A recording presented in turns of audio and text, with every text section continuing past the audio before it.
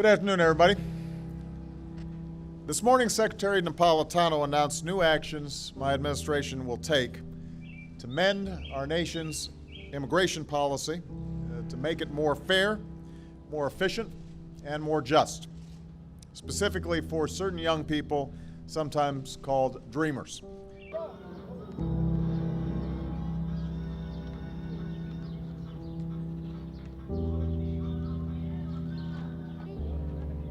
Hi, Debbie.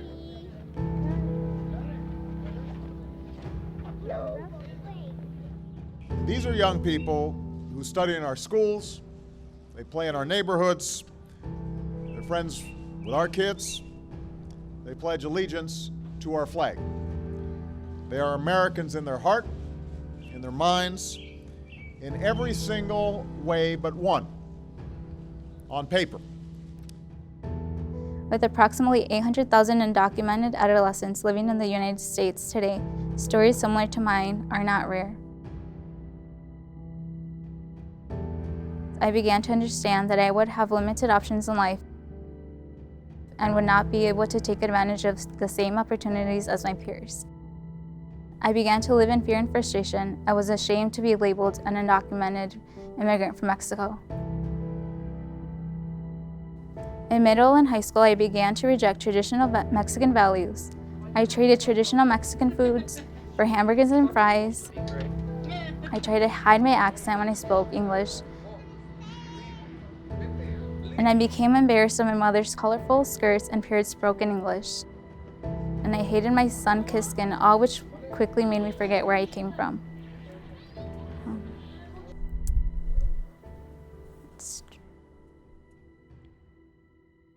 The Trump administration's attempt to dismantle the Deferred Action Childhood Arrivals Program, or DACA, is unlawful. The Supreme Court's decision doesn't protect DACA permanently, and the Department of Homeland Security can try to end DACA in other ways.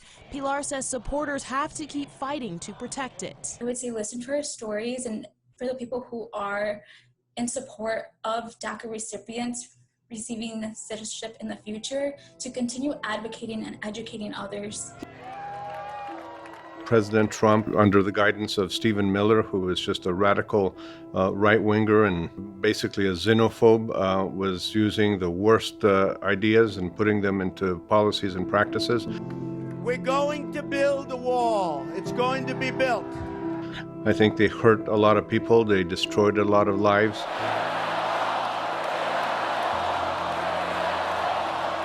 They have left a legacy for this country to try to do well by immigrants in the future. It was just literally horrendous.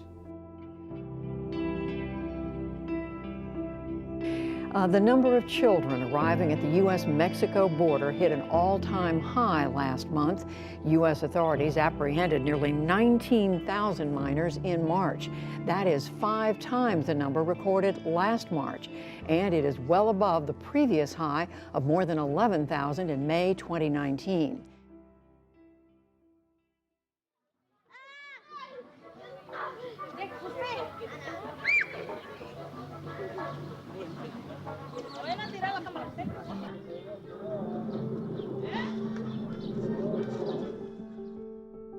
Okay, my name is Brenda.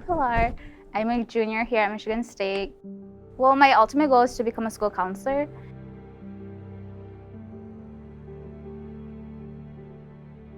For me, I'm still undocumented. We have a mixed status family.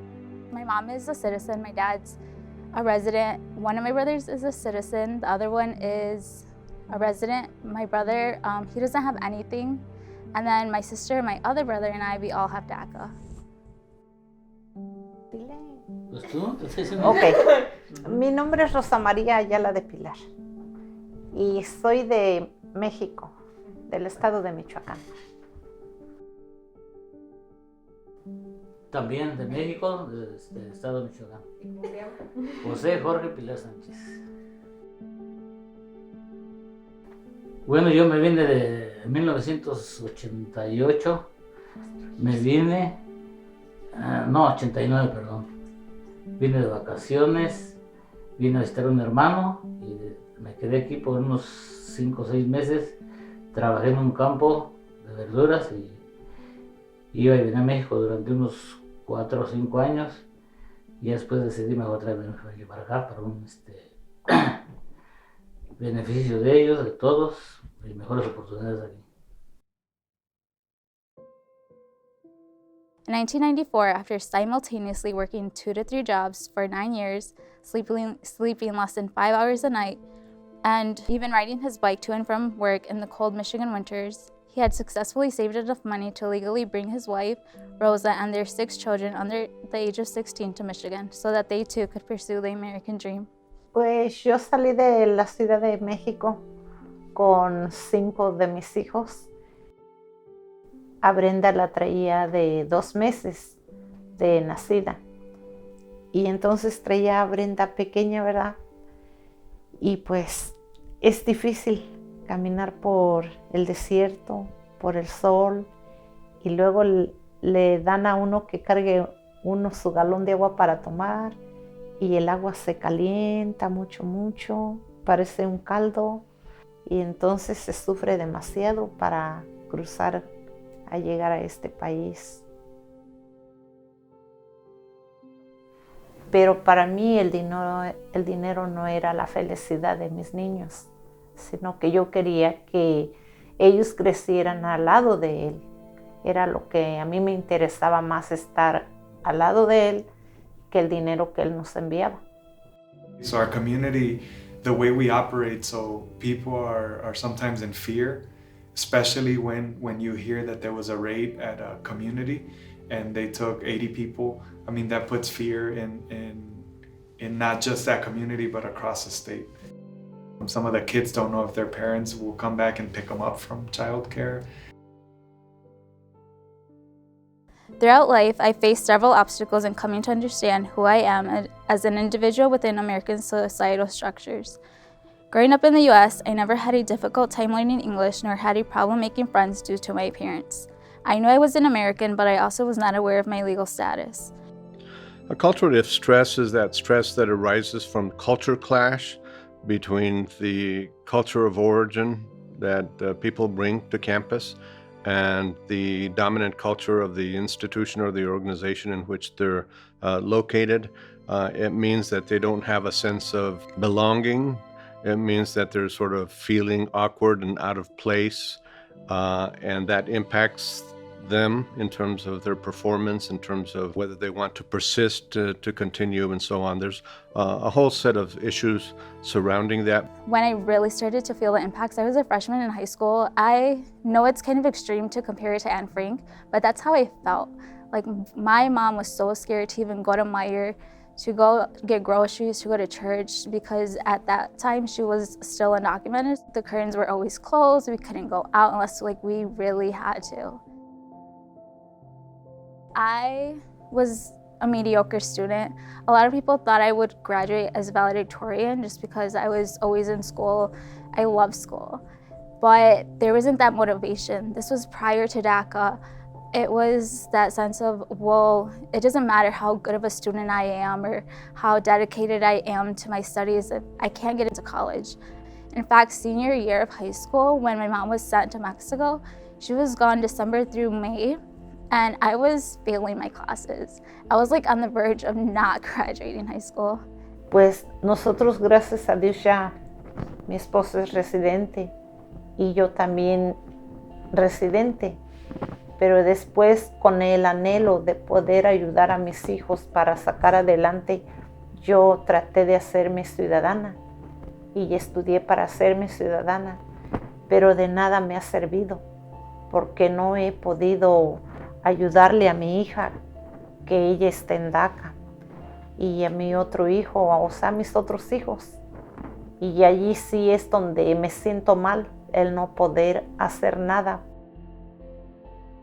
Back in high school, when my dad got his green card in 2010, October 2010, he petitioned for me to get my green card because at that time I was still under 18. And my lawyer, we paid him the $8,000 that he asked for, filled out all the paperwork. But then when DACA came out, he basically stopped my process for a green card and had me enroll in DACA instead because for him it was like a quick fix. Prior to that, I didn't have any sort of like protection, I guess you could say. Because of DACA, like I came into college, I know exactly what I want to do. I graduated Lansing Community College with like high honors. I transferred to MSU. I'm just doing so much better now. Es muy importante DACA porque ya me siento tranquila de que mi hija está segura, de que va a trabajar, de que tiene su licencia para manejar y que ella tiene la oportunidad de poder trabajar y de estudiar. Y espero que les sigan dando y les sigan apoyando a DACA y que les abran las puertas, no solamente a mis hijos, sino a toda la juventud que está como ellos. I believe it's really challenging just because I don't know a lot of people who have DACA that are on campus and students. I actually met one other person and that was at a rally, but he's a master's student and actually did his undergrad at Grand Valley. And they have a lot more support, I believe, over there. Whereas here at MSU, when I initially was going to transfer here in the fall of 2015, I would still be classified as an international student, although I've been here since I was 2 months old and graduated from a Michigan high school. So my first semester here, I had to pay that $5,000 out of pocket. And then I just realized that I could not do that. It was a lot easier at LCC, I feel like, because there's a lot of other students who were undocumented as well. And we actually had this place called the Chavez Center. And there it was like anyone could go there. You didn't have to be Hispanic to go. They had computers. It was just like a resource center for us. People are like further advanced in their education than I am, and that's because they have like the resources at their universities, such as in California, they actually get like financial aid through their college. Having the university make available scholarships, provide financial aid for them and so on, because they're not eligible for federal financial aid. The institutions then themselves need to be able to come up with these funds. And so the students need to organize themselves, they need to help each other out, but they also need to have a voice on campus in terms of articulating the kinds of needs, the kinds of challenges that they face, and be able to gain as much support from the institution as possible. The majority of Americans still are supportive of positive and progressive immigration policies, and they want to accept and have policies implemented where many of these immigrants are able to move along the path towards citizenship. So it wasn't until a few years later that I received a notice from the Visa Center in Washington, D.C., letting me know that there was still a visa number available and if I was still interested to pursue the case, and we did. We filed the application, we had to pay the fees all over again, but no matter what, we did what we had to do. And then in April of 2018, I believe, I received a notification to take fingerprints, which is part of the process. And then November, I remember I was having dinner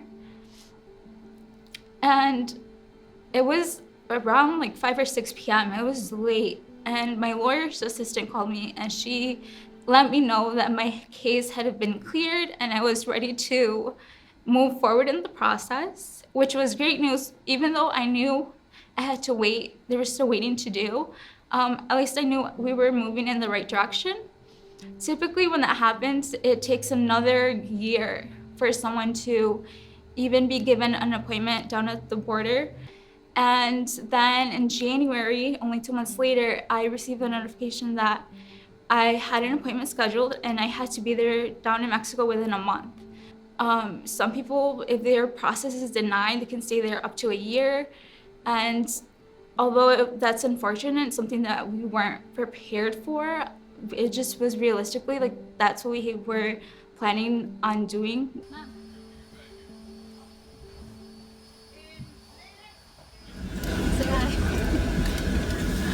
My appointment was on a Monday morning at 8:30 a.m.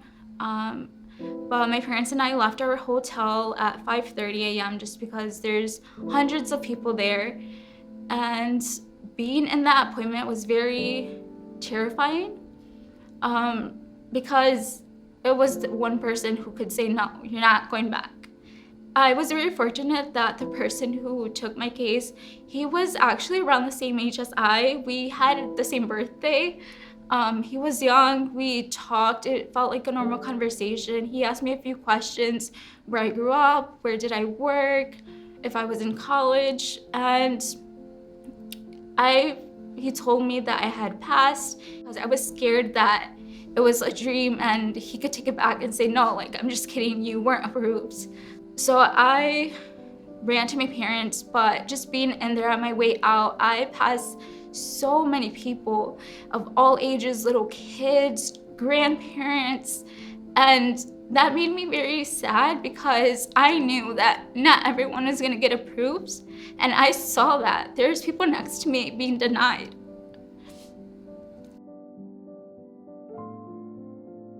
Ever since then, I was able to take some time down in Mexico, reunite with family, meet family that I had never met before.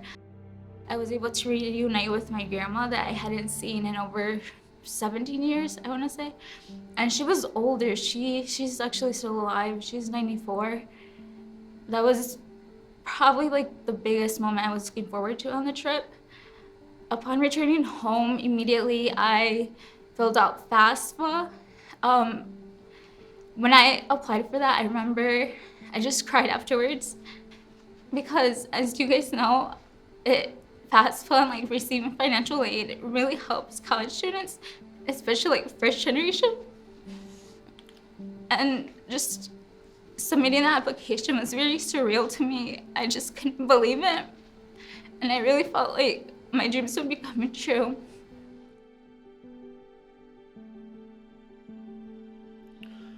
Well, what President Biden has done was to take some strident steps to undo as fast as he can through executive orders many of the policies that were implemented, also by executive order by President Trump. I think the biggest challenge is trying to get it done in the context of the chaos that already exists. And so I think it's just a matter of trying to get some pieces into place and be able to start moving steadily and in good order to try to address some of these issues. We're all here. We're all human beings. We all deserve to have the opportunity to reach the highest levels of our talents. And nobody's trying to take anybody's culture away in terms of the dominant group. Nobody's trying to displace them.